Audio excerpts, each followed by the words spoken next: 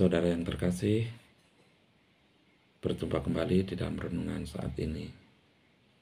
Renungan kali ini diambil dari 1 Korintus 13 ayat 4-7. Sebelum kita merenungkan, mari kita berdoa.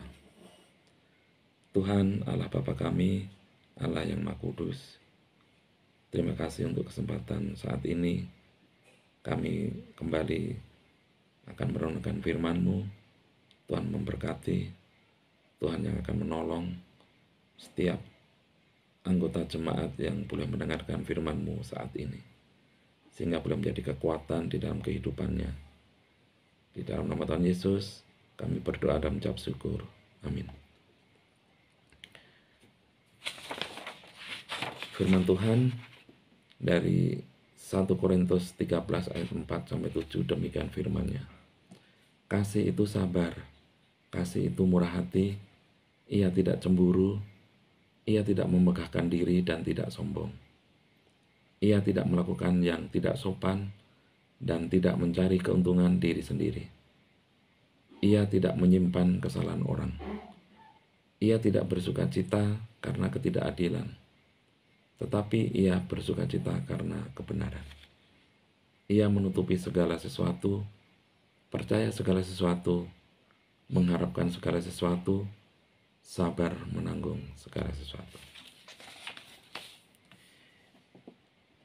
Saudara dan Bapak Ibu yang terkasih dalam Tuhan Yesus Kristus, ada sebuah film yang sudah cukup lama. Film ini menceritakan ada seorang anak yang umurnya 10 tahun. Sebut saja namanya John. Ayahnya seorang pemain rugby di Amerika. Tubuhnya tegap dan gagah. John sangat mengaguminya. Suatu kali ayahnya mengalami ketidakcocokan dengan ibunya.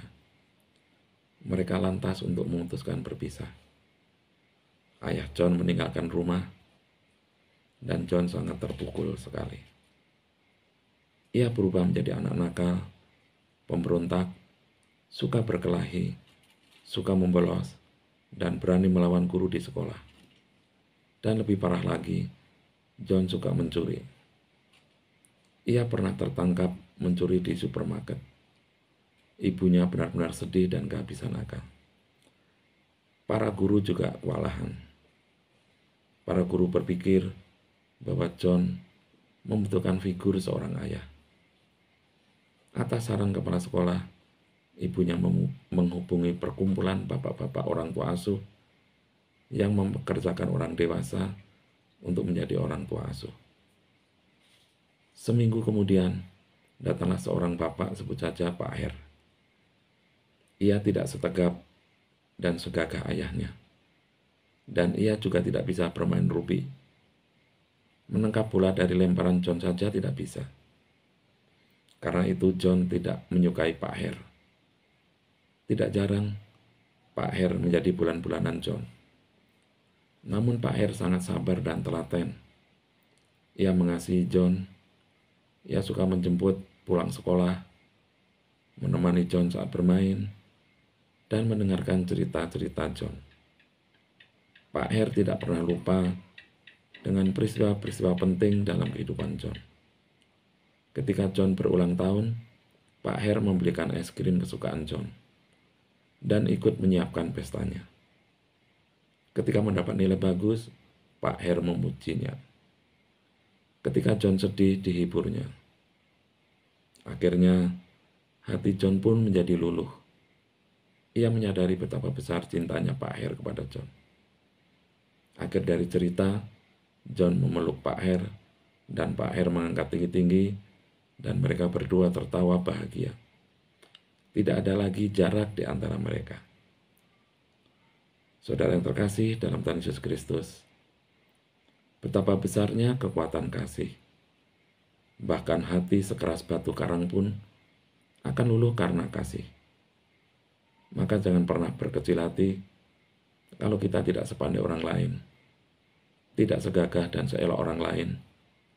Yang penting kita memiliki kasih. Sebab kasih memungkinkan kita untuk mengubah kehidupan.